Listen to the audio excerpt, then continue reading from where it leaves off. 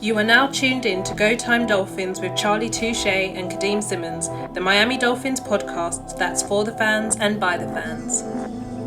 Gotta make them lose their mind when it's your time. And it's show time. Going all out when it's go time. Go. I ain't wasting no time. Gotta make them lose their mind when it's show time. Cause it's your time. Lay it on the line when it's go time. Go. Don't waste no time. So, just to kind of, I guess, peek behind the curtain, there are YouTube watchers, audio listeners, know when this is going, or when it's being recorded, I guess. As I've said before on Go Time Dolphins, in the UK, we don't have Thursday night football. So right now, I'm watching the Colts v Broncos game live, but it's Friday morning. Like, we have Friday morning football, we have Monday morning football, we have, to us, there's no such thing as Thursday night football, apart from the Thanksgiving games, which kick off at 5 p.m. UK time. So I'm enjoying watching some Friday morning football, and I guess, you guys have Sunday morning football when the UK games are. That kicks off at 6, 7 a.m. for people in the US? I believe it's 9:30 in the morning the game starts. When you guys have the London games, I believe it's 9:30 in the morning for us. I can't really remember.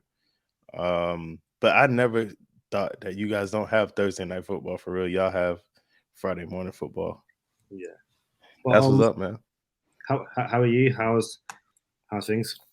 Man, I've been traveling, working back and forth, but got some things that some improvements and upgrades coming to GTD hopefully sometime soon. What you got? Same old. I think it's wedding planning, house looking, it's just. Hey, my dog getting married. My dog getting married.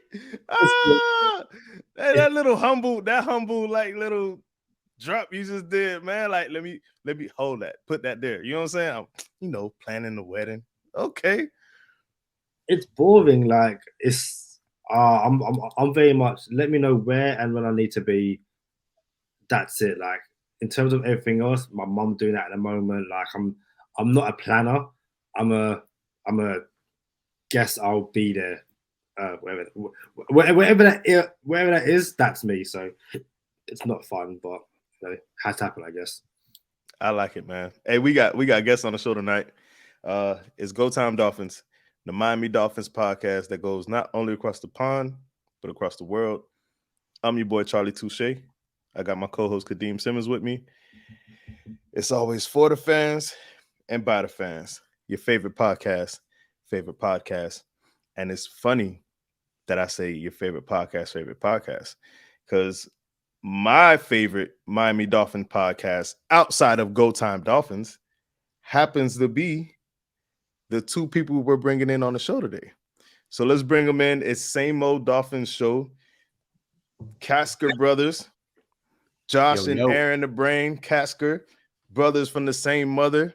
What's happening, fellas? In the building at the same time. I guess we gotta change that the name tag down there, because it says Josh Kasker, but should we put Same Old Dolphins on there? I mean, yeah, you can put Same Old. We got to give this guy some credit too. So yeah, I mean, maybe a little.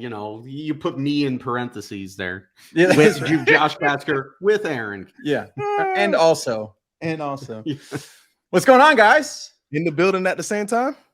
Yeah, let's go. We this is a rare occasion. I'm down in South Florida. I'm in South Florida for the first time in 5 years, because my parents just sold their house, and so I had to come down and be like, well, I better go through all of the demons and dark stuff that I got hidden away in the closet down here. I need to get rid of that stuff, throw it out, or, go through the stuff. So I'm helping them clear some things out of the house so they can get ready to move and all that. And so we are coming to you from Aaron the Brain's childhood bedroom. I mean, he hasn't lived here in a really long time, but it's this space. This is the space where we watched the Dolphins lose that playoff game to the San Diego Chargers, and all the way back in the day, right here, right, like just right about where that camera is sitting right now is where the meltdown happened in this room. It was, so there were happy memories as well. But yeah, this is a place. So we're here together. We found some decorations. We're like sitting here beforehand, like the wall is kind of boring. We need to set it up a little bit. So we went together to the last game that we attended together was the playoff game in 2008, again, where the Dolphins managed to lose. But we got the wait is over. Believe in now. The towel that they gave out at the 2008 wild. It says 2008 playoff. It says 2008 playoffs on it, and it has one of the older logos too. So I'm over here thinking, what logo is that? And Kadeem happens to have the bluish, aqua and blue going on. I think that was the shadow days. We had a little shadow number thing going, and like my co-host likes to say, peek behind the curtain. Josh Katzker hits me on Twitter today with a picture of him on 595 for all of our South Florida fans. And when the picture comes in, I see exactly where he is on 595. And just so happens, I'm listening to the Same Old Dolphins podcast at the same time.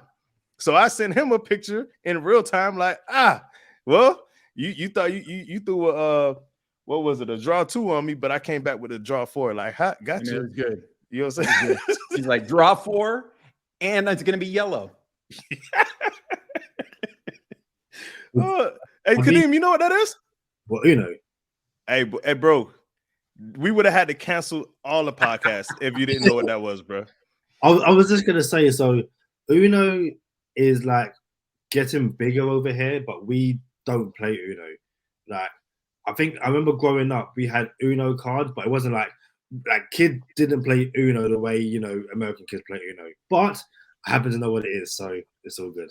Listen, well, Americans play Uno wrong. I mean, I hate Uno, first of all. Like, worst game. Really? No strat. All luck. Secondly, nobody plays it right. Nobody plays Uno right. It's about to be the Uno podcast. Like, hold on, everybody. When you put down a draw 2 or a draw 4, you got to draw 2 or draw 4. I don't care if you got a draw 2 or a draw 4. You draw, you lose your turn. That's part of the card. Not straight up. Oh, now I put this down, and now because I sat next to that, now I got to draw 8. Now I got to draw 12. Yes. I did not realize that you were so heated about. I did not realize that this Uno was. Wow. Okay. Yeah. Listen. Strong opinions about number 1 and Uno. I'm gonna be real. There's this thing that I'm talking about. All my closest homies, we call each other fourth quarter, right? Because fourth quarter, all the good stuff. If you ever want to see grown men argue or debate or fight over something so foolish, watch us when we play championship Uno. Well, like you get points for winning. There's a championship belt. It's an event. Listen, man, championship Uno is where it's at. And since we're talking about Uno, that sounds like a pretty good transition to the Miami Dolphins resident Uno. Man, it's a lot of stuff going on past week now.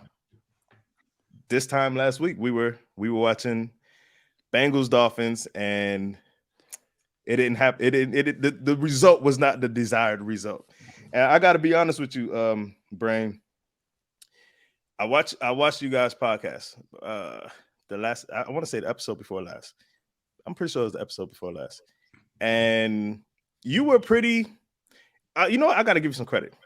You are one of the most authentic Miami Dolphin fans that there are, right? Like, and you happen to have a platform, so it's even better because there's not too many very authentic, like fearlessly authentic Dolphin fans out there that will say their opinion and stand behind it, and you have a platform to do that. So I really want to say hats off to you for that.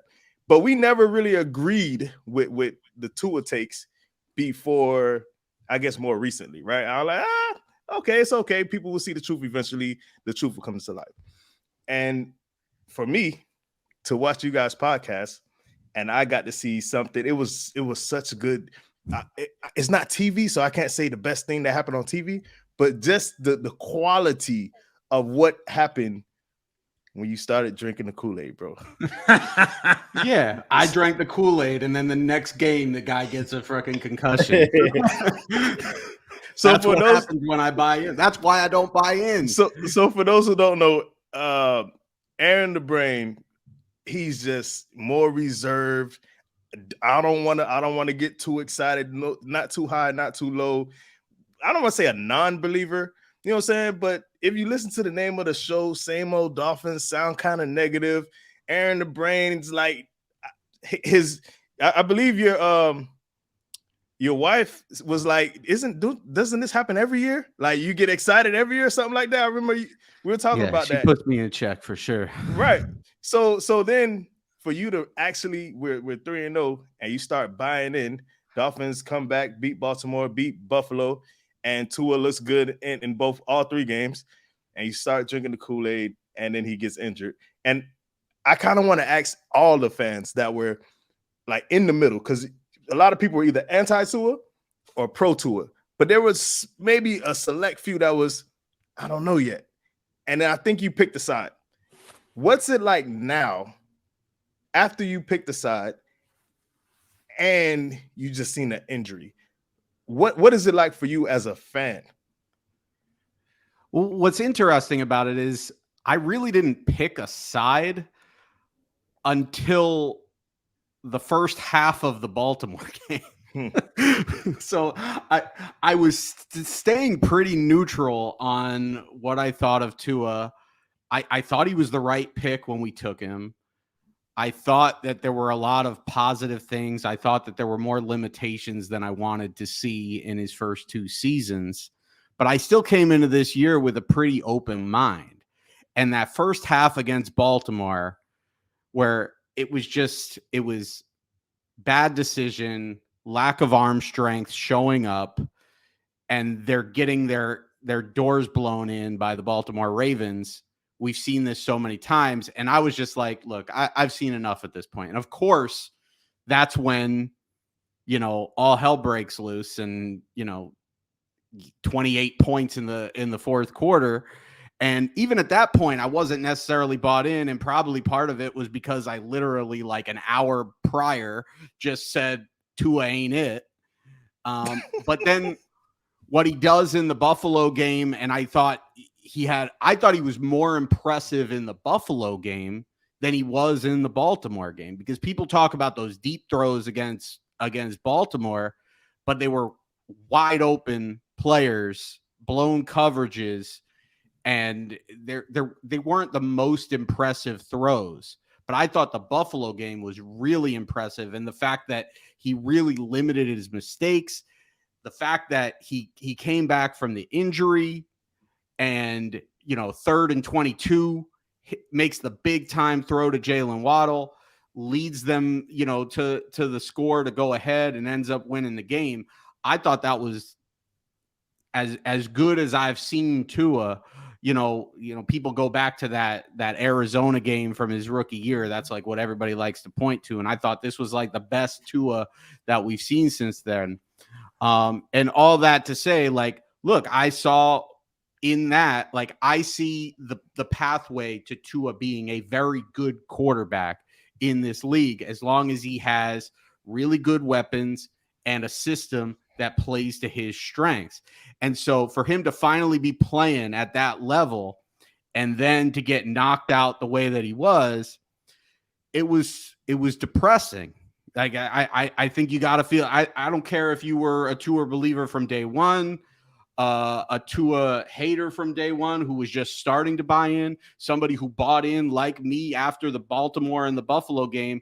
Regardless, at that point, you felt like, you know what? This offense works, and Tua is good for this offense, and this Dolphins team has a chance to be special because of Tua. And then to see him on the field like that, it was depressing. It was really depressing. But I do think, hopefully he recovers, in due time. Take all the time you need, but hopefully we see him back on the field again. And if we do, I think he can be good. What you got Brother Casker? Oh man. Well, so I was broadcasting live as that was all happening on Thursday night. We were doing a watch along. Me and Mike from Dolphins Talk were doing a live watch along on the YouTube when that happened, and it was hard. It was hard to deal with. You don't like to see that happen to anybody, especially this player who is coming into his moment. He was really coming into his moment, and it was his moment for a number of reasons. One, because he was finally hitting that level of play, like the brain was saying, that it was undoubtable. Like it was there. It was fully 100%. You were seeing who this guy can be. The flashes of the player that the Dolphins drafted, the reason that, I went viral on draft night in 2020 when the Dolphins made that pick with my reaction, we saw it. We were finally seeing it. And to see him go down like that, it's hard. And it's hard for a number of reasons. Because the fact of the matter is, you can't deny that there has been a narrative surrounding this. There's a number of narratives surrounding this quarterback, but there's a narrative surrounding Tua about his inability to stay on the field, right? And, and I don't tend to buy into the idea that somebody is injury prone, because it's not like somebody is injury prone if they're having the same injury over and over and over again. Tua is dealing with different things happening to him, right? All of these different things, but he does have this reputation of being a somewhat fragile player who can't stay on the field. And that is something that he needs to overcome in order to be the franchise quarterback for the Miami Dolphins, because I think you have to look at it, and you have to look at it honestly, and you can't say that if he reaches the level of being able to play excellent at that franchise quarterback level that you want to play at, that's really great. But if he can't stay on the field and do it for 17 games, then you have to wonder about whether or not he actually is that guy. And so now we're in this situation where it's just tricky, because you want him to get back as soon as he can, but you need to play it safe, right? I don't want to get into the whole debate about, well, did he have one concussion or two concussions or whatever, and blah, blah, blah. I don't know. I don't know the answer to that. And they still have not come up with definitive findings from this investigation that they're doing into how the Buffalo incident was handled. But at this point, discretion is the better part of valor. And the Dolphins need to err on the side of giving him the time that he needs. And so you've got this situation where the Dolphins need to give him all the time that he needs to recover. But at the same time, they want him back on the field because he's their guy from that standpoint. And he wants to get on the field, and his team wants him to get his team, like, Nick Hicks and, all of the Tua PR machine, they want him to get on the field because he can't afford to miss a month and a half or more of this season, right? For him going forward. So it's just a truly brutal situation right now. But at the end of the day, as upsetting as it is as a football fan, as upsetting as it is as a person to see anybody suffer like that, at this point, you just got. I am in the camp of, let's let this guy get better and get as healthy as he can be before he comes out and plays football again for the Dolphins. And if that means that he doesn't play football again this season, then so be it. That sucks. I hate it, because it seems like things are going in the right direction for the Dolphins, and that's going to throw a major wrench in all of our plans. But at the same time, I would much rather him stay out for the rest of the season, come back next year and have quality of life and be a healthy person than come back early, get another hit, and have his quality of life for the rest of his life as a person be significantly impacted. So fellas, it's a rough spot to be in. Fellas, you guys, you brought the podcast from here to down here. I'm like, bro, he's still alive. All right. It was unfortunate. It was unfortunate. It was very bad of a hit. It was a bad hit, bad concussion. But man, he's still with us. You guys do know that. Yeah. I actually you're talking and I realize that there's a possibility that he could be out for the year. Could be. But I actually think based on all of the news that's coming out, I actually think there's a very good shot that he's only going to miss, a couple of weeks. I hope but so. I I mean, hope you're right. We don't really know. But I mean, like, it feels like at this point, because you see other players around the league, like Isaiah McKenzie was in the concussion protocol. He's practicing this week. T. Higgins, like Cameron Brate, all these players. And it's just, Naheem it happened Hines on tonight. national TV and he got stretchered off the field. Yeah. So the optics of it it's bad. is really where it's at. But when you look at everything else, if that game wasn't on TV and you didn't know that he was stretchered off the field and you saw the news blurb said Tua left the game with a concussion, first off, this whole investigation would not be happening. And secondly, to be fair, the investigation started before that game, but I'm just saying. All right. I'm just saying. Nobody would have cared about it. I mean, fair. The only reason people care about the only reason this story is a story is because everybody and their mother had an opinion about it on social media, because every talking head wanted to chime in because Shannon Sharp decided that this was an abomination, which is just it's just preposterous. I mean, he might be proven right, but he was speaking with no evidence. But at any rate, the MRIs have all come up clear. The scans have all come up clear. By all accounts, we're gonna let these guys talk. I'm just saying. We're like taking up the whole show. Kadeem, what you got for us? I've had so much stuff on my mind, like to go right the way back to, Aaron on social media comes out during the Buffalo game as like, Tua's not it. And then, that comeback happens.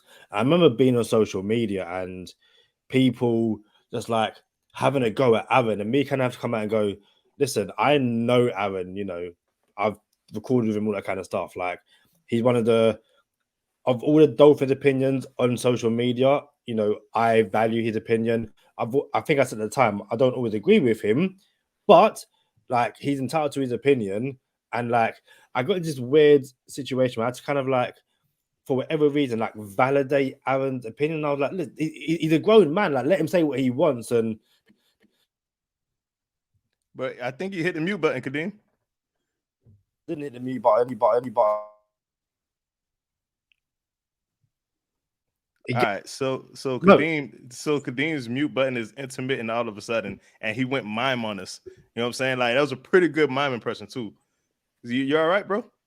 It's like, for whatever reason, my wire is really sensitive at the moment, and if there's like any slight movement in the air, I get muted. So to cut a very long story short, a lot was said, and I think I made this comment on the last Go Time Dolphins episode. I don't know if you had a chance to watch it yet, Josh, but this whole concussion situation comes across very much like when Daniel Bryan obviously was out with his injuries, retired, and then got a outside opinion that he could wrestle again. And WWE said, nope, you're not wrestling on our show. And he was like, I've gone to all these opinions.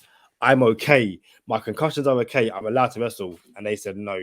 And, some people made a point that the Dolphins ruled out Tua on Monday with a concussion. And they was like, you have a whole week yet. The game's on Sunday. Let's see how this plays out. And it was like, nope, he's ruled out. And some people believe that was more of we're going to sit him because the optics of playing him right now isn't good. And I've seen some people say that, obviously this is the Jets coming up. But realistically, we're just going to play it safe, give him the full 2 weeks. And given that all the MRIs, every single test that they've done has, I guess, been positive, you might see him as early as next week. But it's one of those things where, and this goes back to what me and Charlie were saying on the last show, and I guess some people have said as well, the Dolphins have basically been blamed for listening to doctors' advice. And at what point do you, I guess, not listen to doctors' advice? So again, say next Tuesday, next Wednesday, everything's fine. Doctors say Tua is fit enough to play we give the okay, our medical advice for him to play against the Vikings. Should the Dolphins turn around and say we're actually going to wait another week because and it's such a horrible situation to be in. All we can do is just hope that whatever decision is made, it's right for Tua, I guess. Yep. Internet came on the Dolphins' head for like, yo, you guys shouldn't have listened to the doctors. Like, listen to what that sounds like. Don't listen to the doctors. There were so many doctors on Twitter, bro. So many. I know you guys seen it.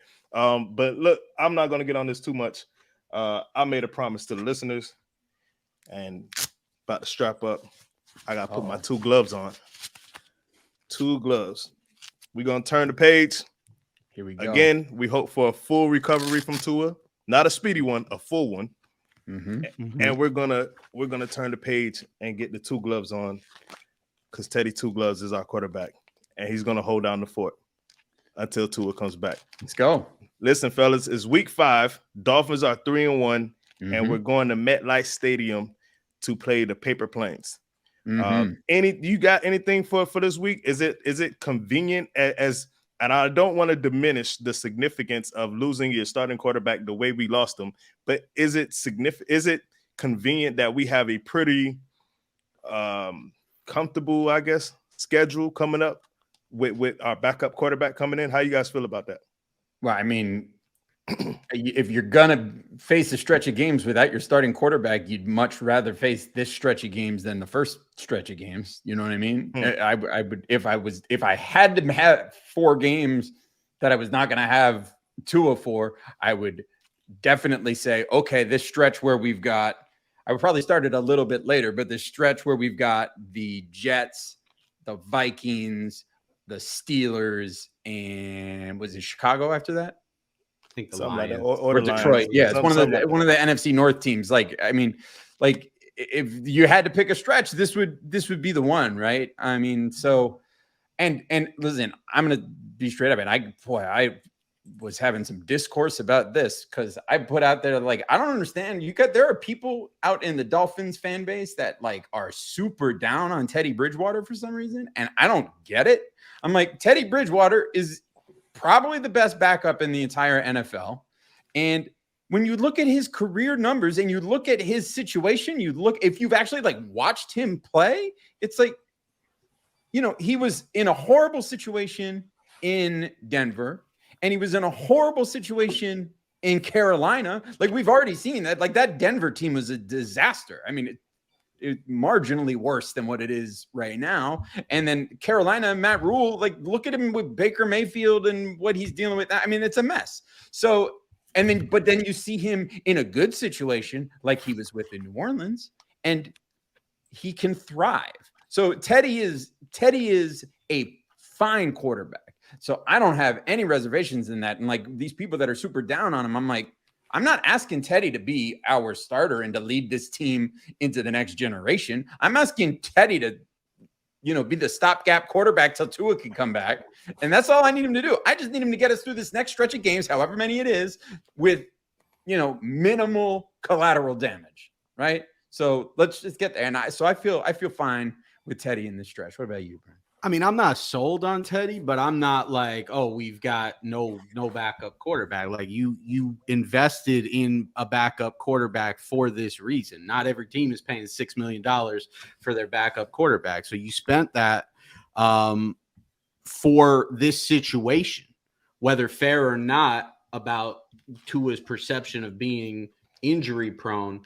It is a thing where he's consistently missed games, so they prepared for it by going out and signing Teddy Bridgewater. Right. I think most people would say that Teddy Bridgewater is an upgrade over Jacoby Brissett, who was the Dolphins' backup quarterback last year. I actually think that there's a lot of parallels between Jacoby Brissett and Teddy Bridgewater. I think they're similar quarterbacks in that they hold on to the ball a lot, they check down a lot, they're risk averse.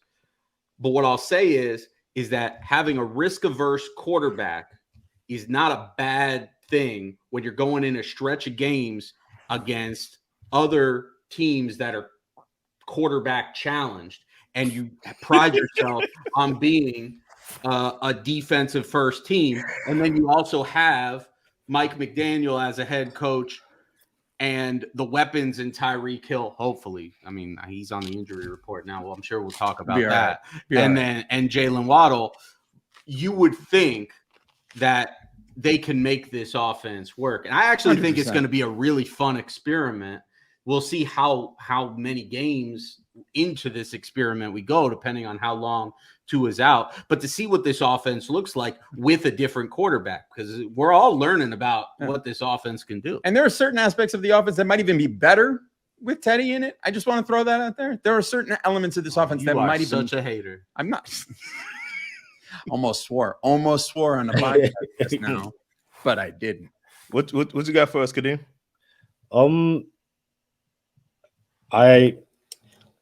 Teddy Two Gloves. He's not the most exciting quarterback, I guess, and I think for some fans, it's kind of been a issue the past few years, even with Tua. Like, oh, he doesn't excite me. He doesn't have that dog in him, all that kind of stuff, and it's like. I think, Teddy gets a tough rap from NFL fans without really watching him, if that makes sense. Like, if you look at, I think we discussed, again, very briefly on the last episode, like, wasn't Teddy undefeated with the Saints at some point last year or something? Like, when he played, it was like 4-5-0. And it's like... 5-0. 5-0, yeah. So it's not like he's a losing quarterback. Like, he's shown with... I guess lesser weapons than he has right now, he can win in the NFL. So I feel like people see Teddy Bridgewater and go, he's one thing. But when you actually watch him and he's winning, it's like, oh, okay, I didn't quite realize that. And hopefully it's a case where, again, I said in the last show, last year when Tua was out and the Dolphins lost all those games, it became a point where to reach the playoffs, they had to basically go undefeated for the rest of the season. And hopefully we don't get that same situation this season. So starting with the Jets, all Teddy's got to do against, and I love the phrase, these quarterback challenge teams. that's brilliant. All he has to do is look after the football and I guess let Mike McDaniel's scheme, shine. However, this isn't a Teddy thing. This is a Dolphins thing. Can we get a run game? Can this one game come to life and ease some of the pressure on the quarterback? And I guess also just allow us to control games and run the clock out. Charlie, what do you make of the Dolphins' run game or lack of the past 4 weeks? Raheem Mostert has outtouched Chase Edmonds significantly in the past 3 games. As far as rushing attempts, Chase Edmonds has had 5 attempts, 6 attempts, and 5 attempts in the last 3 games. And Mostert has had 11, 8, and 15. That's just rushing attempts. And then, you'll have your targets and everything. I don't know what's going on, bro. I really don't. And maybe it'll take the time for the line to really gel with the system. Like the line, because this is a zone blocking scheme. It's not just fire off the line and hit the person in front of you type thing. It's pretty complex. I don't know. Maybe I shouldn't use the word complex. There's nuances in it, though, for sure. So I wonder if it's the line that is not gelling as quick as we need them to. Because, I got to believe these running backs know what they're doing. Like, Raheem Mostert knows what he's doing in this system. Chase Edmonds actually had the best average of running backs in the zone blocking scheme last year as a running back in Arizona. So I don't want to put it on the running backs at all. So if someone's calling for the running backs, says, "Oh, we need new running backs," I'm not there yet. Although there's some running backs out there: Josh Jacobs, David Montgomery, Saquon Barkley, all on their final year of their contract. I'm interested, but I don't think it's on the running backs. So I'm curious to see what McDaniel schemes up. And what to Brain's point, I'm more comfortable in McDaniel than I am in Teddy Bridgewater. I don't mind Teddy Bridgewater. We got 2 gloves on, baby. Like, I got 2 gloves on right now. I trust Teddy 2 gloves. And shout out to, I think his name is Gilbert in the comments. remember we're trying to come up with, is it Charlie Two Gloves? Is it Touche Two Gloves? He said C2Gs. C2Gs. I like it. C2Gs. Mm-hmm. So I trust Teddy, but I trust McDaniel more. And for the record, you guys, same old Dolphins, we had a quarterback rankings episode in the offseason.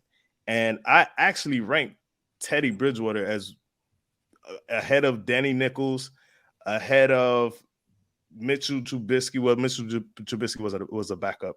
Ahead of the Ben Roethlisberger that was a shell of himself. Ahead of Baker Mayfield. Ahead of I had Teddy in the low 20s. So I still think he's a starting quarterback in the NFL today, actually. I think he's better than some starter quarterbacks in the NFL right now. So I think he's one of the best, one of the 32 top quarterbacks in the league. And so I'm comfortable with Teddy. But what you guys got? What you got, Aaron? Yeah, well, I wanted to piggyback on what you were talking about with the run game. And I think Kadeem made a great point, because we're all talking about Teddy Bridgewater. Like, that's going to be the big thing is, can Teddy Bridgewater, hold down the fort? Can this offense be the same? He's your backup quarterback. In no world is any team going into the season with their backup quarterback coming in and saying, well, the backup quarterback is coming in, we need him to win us the football game. No, that's not how this thing works. It means everybody else needs to step up. It means your defense needs to step up.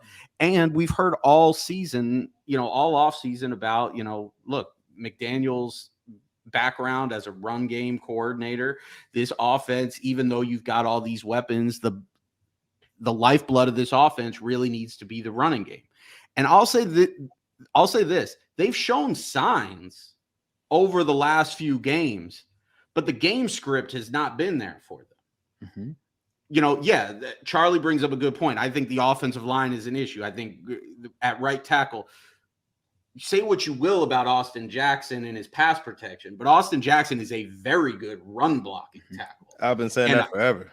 And this scheme is perfect for Austin Jackson. I came into the season excited to see what Austin Jackson was going to be able to do in this zone blocking scheme. He get hurt in the first game. Now, hopefully we'll see him back potentially as early as next week, and we'll see this offensive line gel a little bit, but we need to stop giving up touchdowns on the opposing team's first drive and playing from behind. Granted, you're playing Zach Wilson and the New York Jets. Bro, if you're giving up an opening drive touchdown to Zach Wilson and the Jets. Well, and even if you do give and you don't want that, obviously. I don't need to see Braxton Berrios throwing touchdown passes. You know what I mean? Even if you gave up a 7-point lead to the Jets, you're not freaking out about being down 7 to the Jets. But against Joe Burrow and Josh Allen and Lamar Jackson, there's an urgency there when you're playing behind. Mm-hmm. And so you don't have that patience in an unproven running game when your best weapons are Tyreek Hill and Jalen Waddle to say, no, we're going to establish the running game.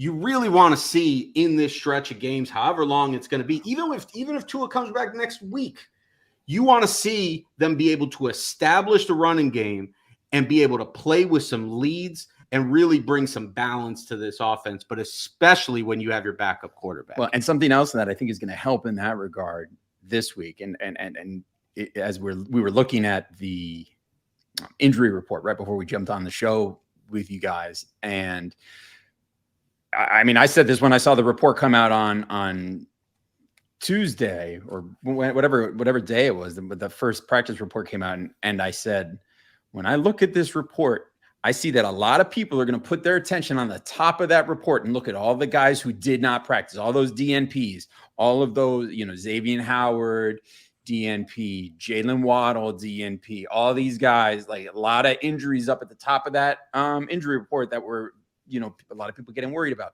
But at the bottom, right above Cedric Wilson, who was a full participant, was a name that I thought was perhaps going to be the most impactful in terms of whether or not the Dolphins were going to have success against the Jets Sunday.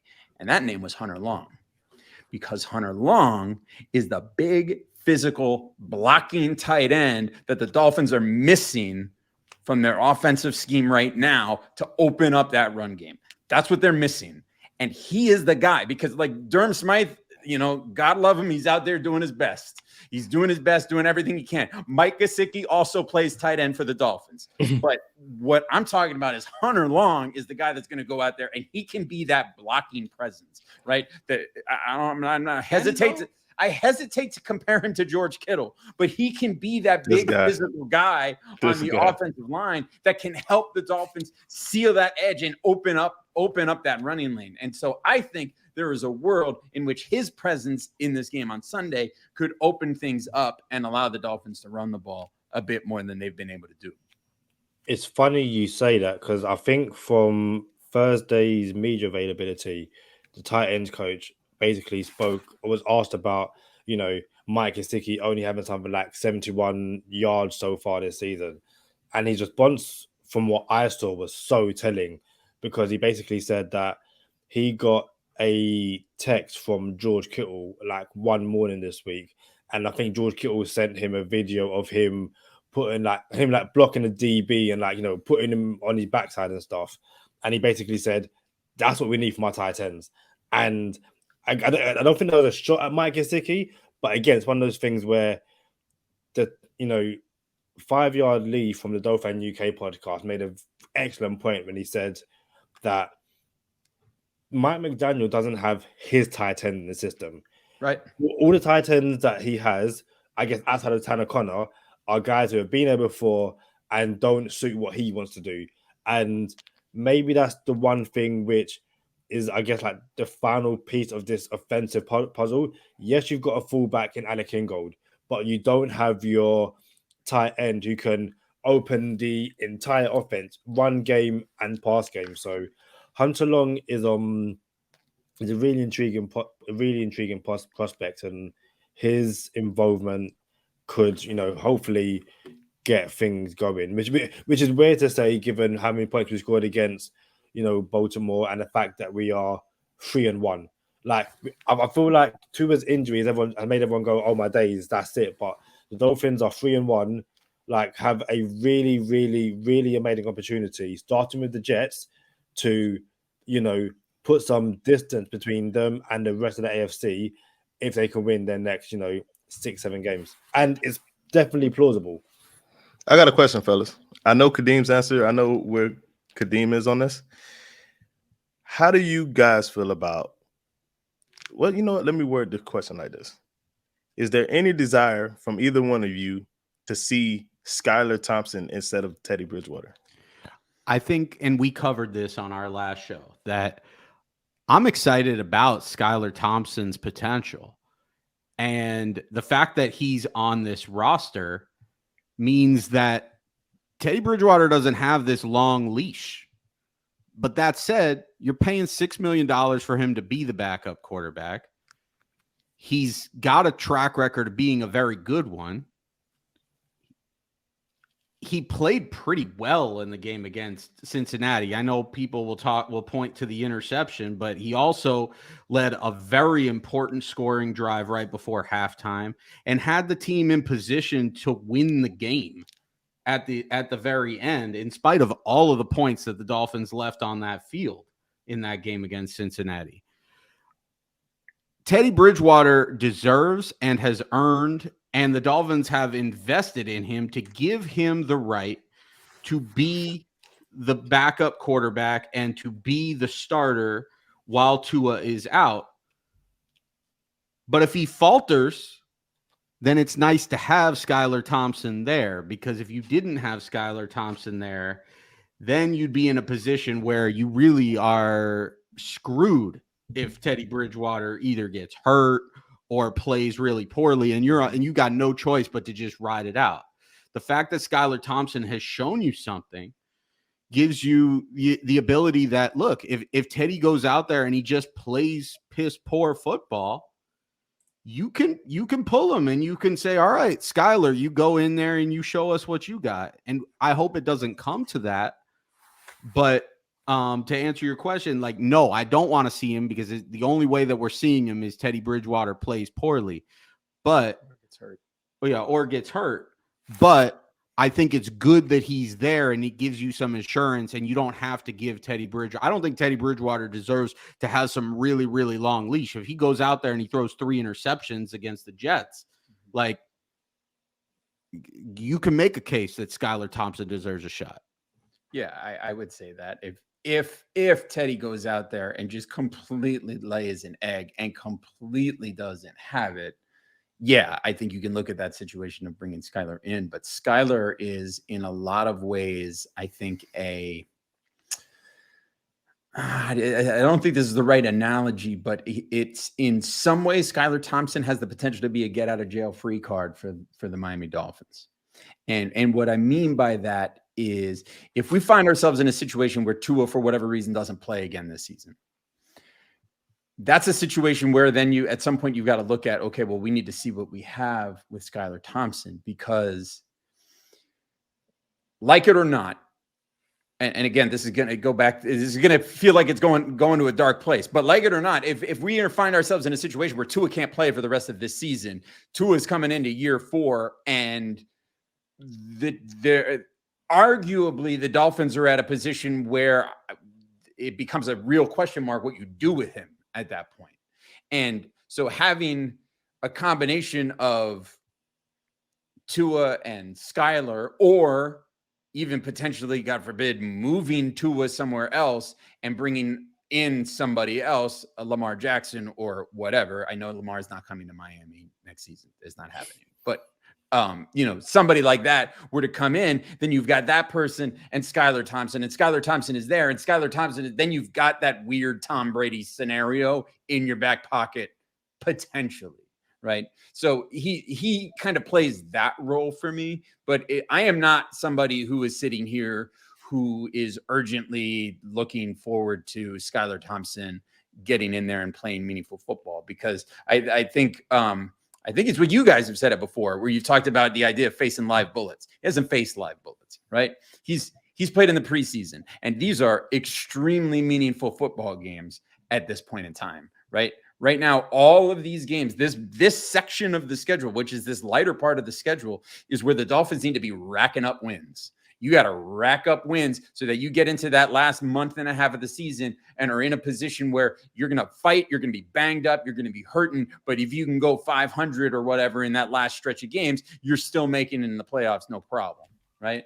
So I'm not interested at this point in thrusting Skylar Thompson into that situation. And yeah, is there a chance that he comes in and he's just magical and he's just that guy and he comes in and he just does it? Sure, that's a possibility, but the odds of that, I think, are pretty long, and I feel confident enough in Teddy Bridgewater to get us from point A to point B in terms of Tua's absence. So, I mean, Skylar, I love the potential of Skylar. I like what he represents for possibly down the road, because if Skylar, let's not, we'll acknowledge it. If Skylar is magically that Tom Brady dude, he's just extended your Super Bowl window.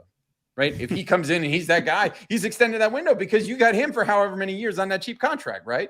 Right? That's the dream scenario. Well, he doesn't have as many years because he's a 7th round pick. But whatever. You think he could, at the very least, maybe be like Gardner Minshew? At the very least. Well, I mean, I don't think Gardner Minshew did that bad of a job, and that's what I'm saying. Like, ideally he could be better than Gardner Minshew. I like Gardner Minshew.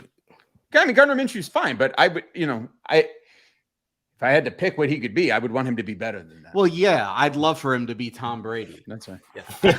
Tom Brady, Gardner Minshew. I don't know. Kadeem, you wanted to chime in? To turn into the next Dan Marino, that would be awesome. Hey, I'll take it. It was a very quick one. When Aaron said that, the only reason we'll see Skylar Thompson is if Teddy Two Gloves gets injured, and again, I said in the last show, or the Dolphins are up 40 in the fourth quarter against the Jets, and Miami Daniel says, "Hey, Skylar, go get some live bullets. Go see what it's like to play in an NFL game when, even though at that point, the game's done, it's something different." So live rounds, fellas, live rounds. So yeah, since you guys brought up live rounds, I'll go a different route. I feel like when Thanksgiving is coming up. You know, Thanksgiving's coming up, and the kitchen is humming from the outside. You can smell it from playing football in the park. Like, oh man, I can't wait to get home, right? But it's not done yet. Like, it still has time before the food is done. You can smell it. It's getting ready. You can see it. It's you just can't. You can taste it, right? But you can't. It's not done yet, right? And that's what Skylar Thompson is. Everybody wants to. I want it now. Yo, it's not done yet. He's not ready yet. All right, let's be patient. It's nice that we hit and struck something that could potentially be trade bait later. But as of right now, Skylar Thompson is going to back up Tua next year, so we don't have to pay someone $6 million to be our backup. And we can put that $6 million into something like a linebacker, right? Right. So with like Skylar Thompson, block. it's all the above. Sure. So this is the first time we've actually done this, I think, Kadeem. We're about to go into it's Fins Up Friday, and we're about to go into no huddle. But I think this is the first time we've ever had like GTD affiliates on the show while we did no huddle. So yeah, man. Hey, so if you guys are stand by, we're gonna go into the no huddle and basically bring everyone up to speed about what's about to happen in week 5. Coach K's in the building. Omaha. Let's ride. By the way, this Friday morning football game is horrendous. It is boring. And to any UK listeners that stayed up to watch this game, I feel genuinely sorry for you. Like, this is bad quarterback play. Like, oh my days, it's horrible. But Friday morning football. I need my playbook. How do you not have your playbook, Kadeem, when you knew we had no huddle? Like, this is a delay of game right here. You just got us a penalty. Right. So I like to tidy my room every once in a while, and I put my playbook in a drawer. I would literally just go in down to get my playbook. That's what it was. Like, delay of game, bro. No, we're starting behind the sticks because of Kadeem. I can't leave my playbook out there because you never know which cheating head coaches are going to, use the binoculars. I know which one. Exactly. So you need to be kept in a safe and secure place. That's what I was doing. I was getting out from a safe and secure place. Do you know what? Behind the sticks. You listen. You want to talk a lot, yeah? The weather in New Jersey on Sunday is 16 degrees Celsius. What's that in Fahrenheit? 16 degrees Celsius is 16 degrees Celsius is 61 degrees Fahrenheit. Hey, let's go, baby. We cashing out, baby. I got this, man. You know what you should do, Kadeem? You should switch it up a little bit. Like tell me it in Fahrenheit and then have me calculate it to Celsius, and that way I can stay on my toes. I got this, bro. That was spot on, mate. Absolutely spot on. We go through the Dolphins injury report, which right now it's quite something. So third day participation, these players did not participate. Teron Armstead, Stephen Carter, Keon Crossan, Xavier Howard, Robert Jones, and QB1 Tua Tagovailoa. These players were limited. Teron Ahmed, Tariq Hill, friend of the podcast Brandon Jones, Zach Sealer, Jalen Waddle, and then all these players were full participants: Raekwon Davis, Trey Flowers, Greg Little, Hunter Long, and Cedric Wilson. The Jets. I don't care about the Jets. What do you have for fantasy, Charlie? So this is the first time this ever happened. We have 2 teams from the Go Time Dolphins Fantasy Football League on the podcast at the same time. And what we're gonna go with, I'm not gonna start Teddy. If you have another option, you can go. I mean, I think, man, it's really slim pickings right now. If you're looking for a quarterback, and if you like me that had Tua starting, I had to go pick up another option. But if I have another option outside of Teddy, I want to go. I'd go, man. I'll go Zach Wilson over Teddy. I'm not even gonna lie to you. Dolphins defense is banged up. There's going to be opportunities for the Jets this game. So I'm sitting Teddy. Running backs, I'm staying away from Dolphins running backs. If you have to play one of them and you're in a 14-team league somehow, and you like came across some type of Miami Dolphins podcast that said, hey, let's have a 14-team fantasy football league, and you had to pick one, start Raheem Mostert. Your Dolphins receivers are all goals. You're gonna play Hill, you're gonna play Waddle, regardless of what the injury report says. I'm not, and it's funny because we're gonna get into easy money after this, but Gesicki can turn around and have one of those, oh, I forgot we had Gesicki on this team type of game. But we're not gonna go there. I wouldn't start him in fantasy football. Start the Dolphins defense, although I told you that I would start Zach Wilson because it's a flip of the coin. Zach Wilson can get his points, or the Dolphins defense could get our points. Hopefully you don't start the Dolphins defense and Zach Wilson on the same team, right? Even year, take Jason Sanders. Salute to you, sir. If it was an odd year, it'll be a no for me, dogs. So on our defense side of the Jets side of the ball, you just heard what I said about Zach Wilson. I'm going to start Breece Hall. I'm going to bench Michael Carter, although this is another game for Michael Carter to get some touches in the receiving against our linebackers. Here's a sneaky one. Corey Davis gets in the box. And if you listen to Easy Money, that might be a little prop that you can take. Corey Davis, wide receiver for the Jets. He's going to actually score. Start Corey Davis. Paper Planes receivers are actually good, and they're going to be a problem in the future. It's unfortunate that they play in our division because they're going to be irrelevant, but they're going to be good. I'm not starting any of their tight ends, not starting the Jets defense, and I don't even know who the kickers is. So that's all we got for Easy Money, man. And since we just so happen to have one of the teams from the GTD Fantasy Football League, man, what you want to chime in, Josh, about anything fantasy football this week for the Dolphins versus the Jets? Well, I can tell you, I have Tua in a different league. Tua was my starting quarterback. In fact, the league that I'm in with the brain, I had Tua, so Tua had to go on IR in fantasy, so I had to pick up a streaming option. So I went with Geno Smith because Geno, they wrote him off, but he didn't write back. He didn't write back. And Geno, and I have DK Metcalf on that team, so now I got the nice stack going. So feeling good. I have been shopping DK a little bit this week. I've been shopping him around and looking at some options. You know, I had somebody. There was a DK Damian Pierce trade out there that was on the radar that almost pulled the trigger on, but haven't yet. So with Sunday, we're gonna have Geno and DK together. That's not really Dolphins related, but I mean they're filling in. They're filling in for my Tua Jalen Waddle stack in that league. So for sure. So we're gonna make the transition to Easy Money. So far on the season, we are 2 for 2 with the Easy Money pick of the week.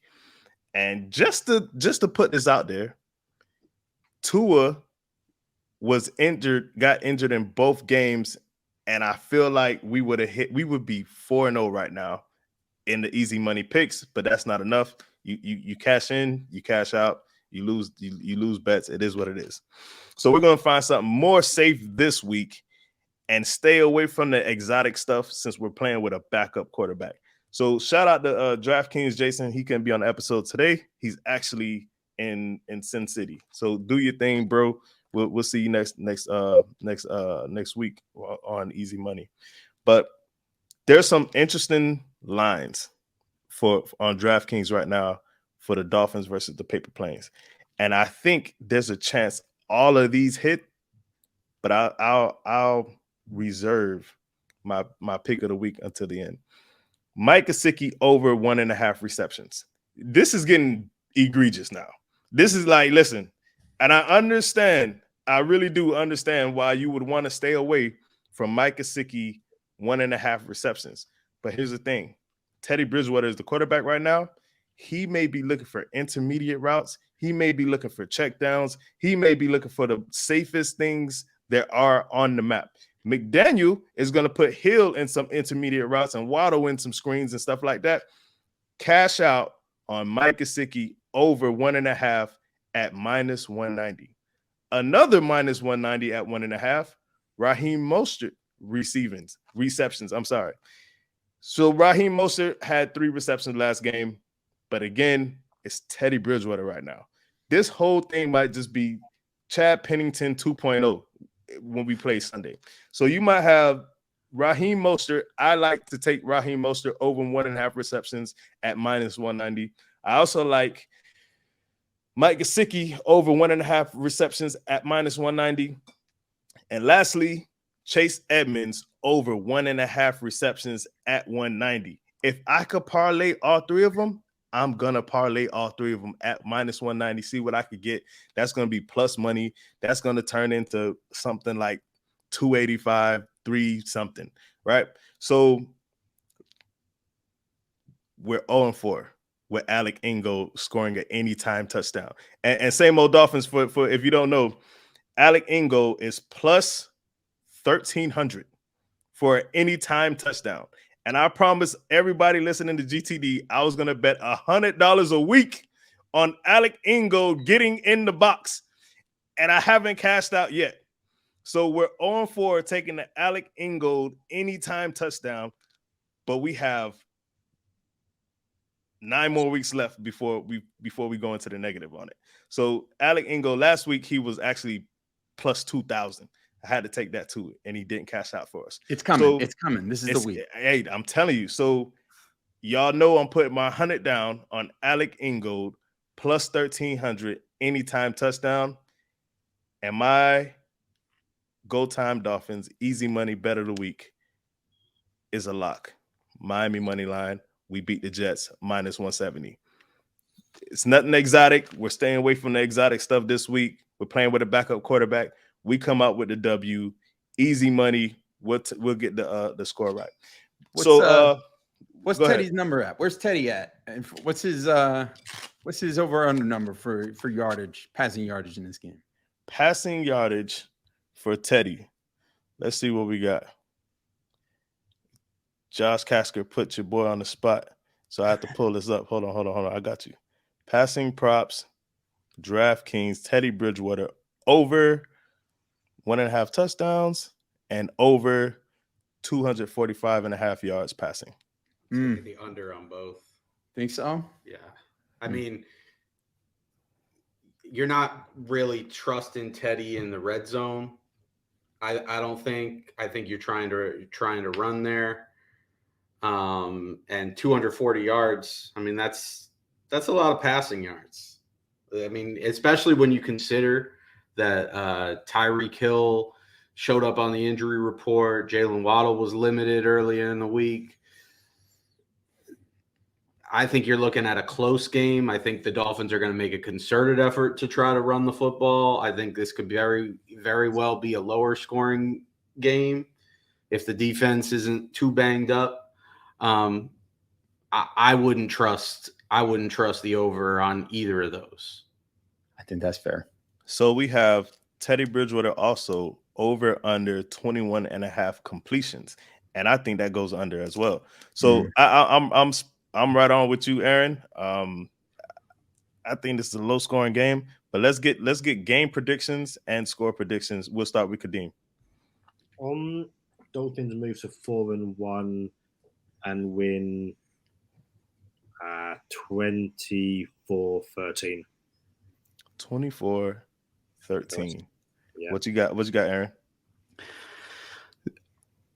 The closer this game's got and the more clarity we've gotten on the Dolphins' injuries, the more nervous I'm getting about this. Not having Byron Jones back when we thought there was a good chance that we were going to get Byron Jones back. Knowing that X is dealing with his injuries. Obviously, we got the backup QB situation. The Jets are playing with a lot of confidence. It's in their stadium. I think this is going to be a really close game. The thing is, I think that I really liked what I saw out of this Dolphins defense in that game against Cincinnati. In spite of everything that was going on, in spite of like the missed tackles, which really I think just you attribute to the fact that they were coming off of 4 days rest off of that brutal game against Buffalo. I thought this defense really hung in there. I think the short yardage defense of the Miami Dolphins is elite, and that could be the difference in this game. I think the Dolphins offense does just enough, but I think this is a really knockdown, drag-out game. I think the Dolphins find a way to get a tough road win, 20-17. 2017 is that's more points than I would have thought. But what you got, Josh? Well, I think the key to this game is that Dolphins defensive front getting home on Zach Wilson. That's key to this game, especially if we end up being without X in this game, if X isn't playing.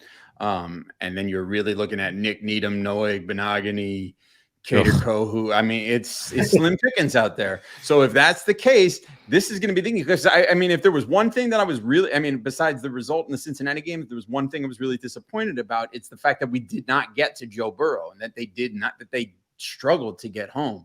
And so that is something that they've got to do on Zach Wilson, because Zach Wilson will make some mistakes.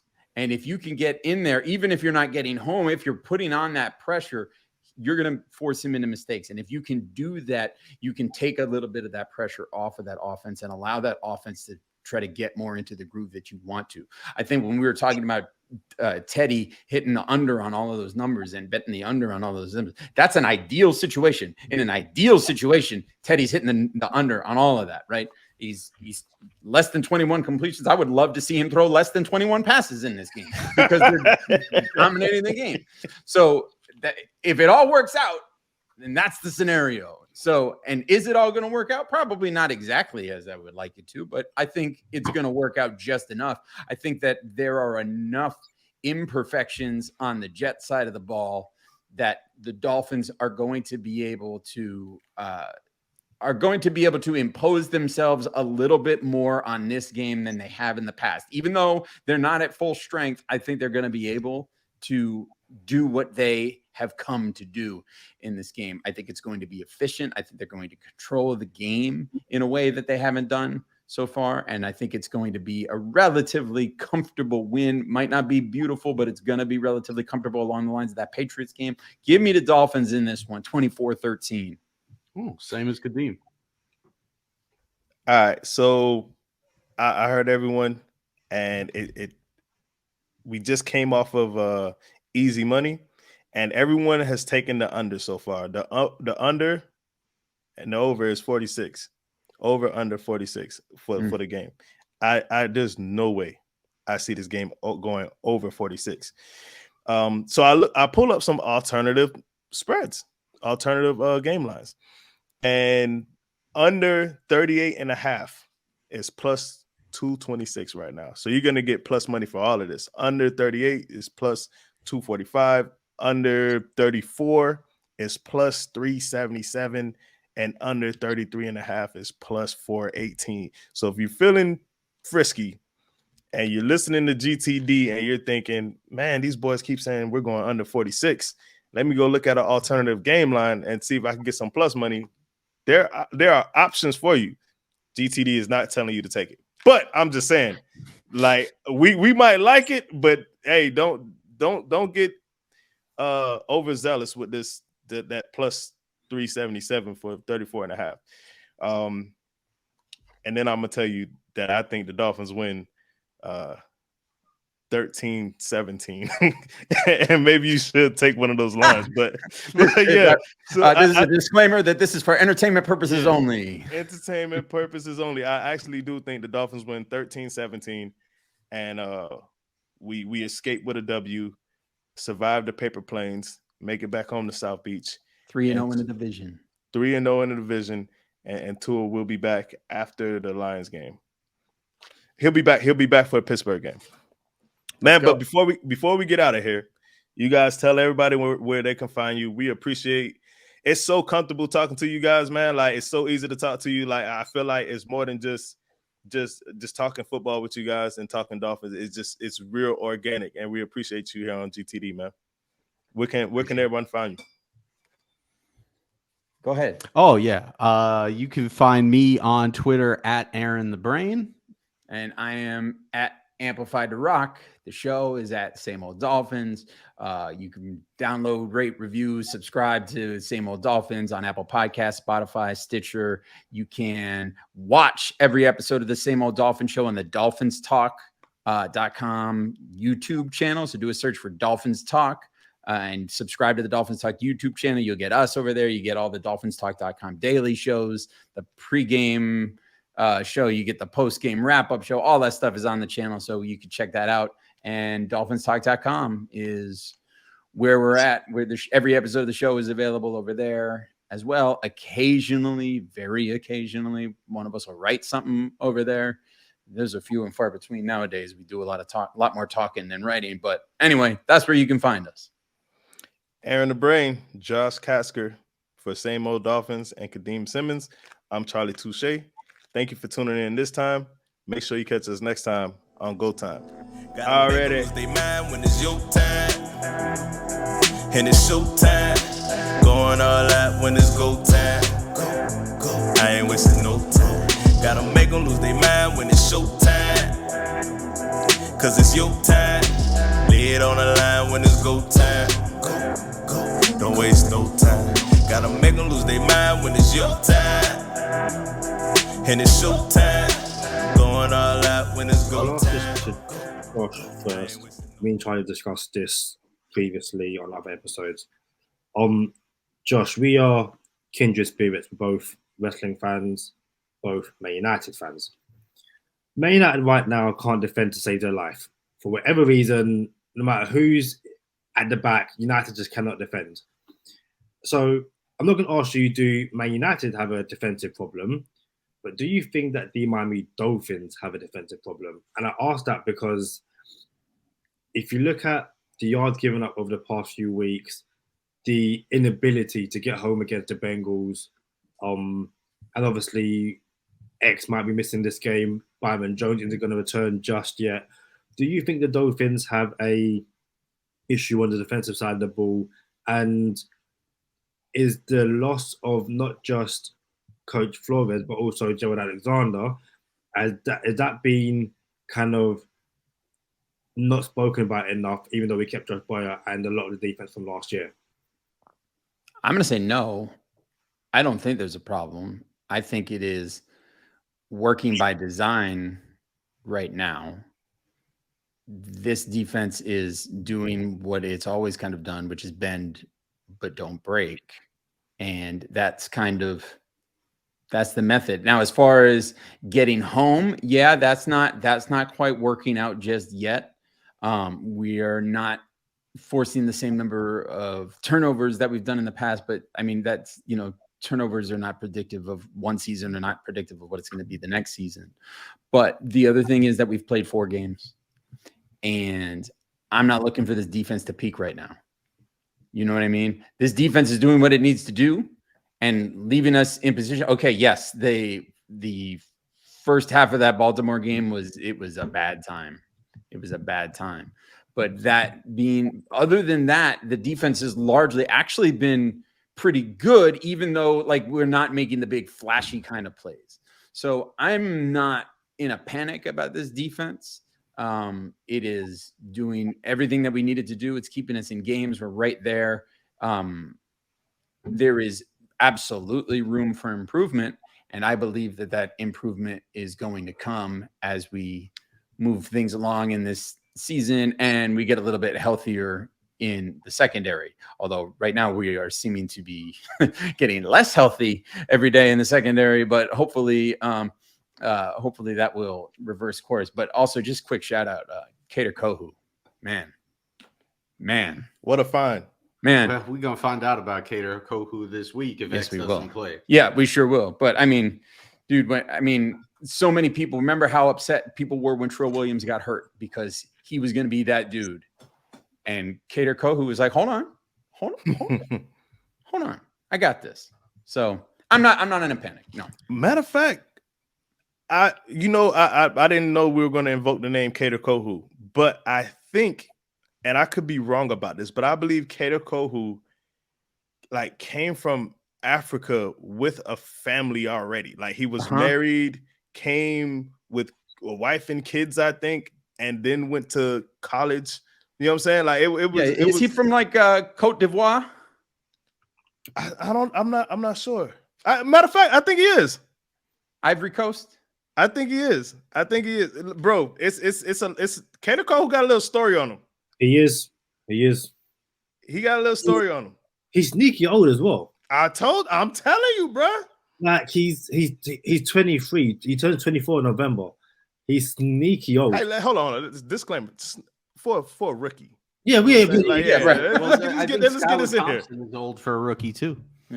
Yeah. So yeah, man. Texas A&M Commerce, right? Yeah. Yeah, man. Hey, so little nugget. The Ravens have only trailed for a total of 14 seconds. Let's go. And are 2-2. Let's go. So for everybody talking about the Dolphins lucked up and these were fluke games and it wouldn't happen if. And I just told you Von Miller said that Super Bowl year that they won 9 games by 3 points or less. And the Ravens are over here only trailing for a total of 14 seconds and are 2-2. This is what football is. You have to find ways to win these games. So for everyone talking about that, none of that matters.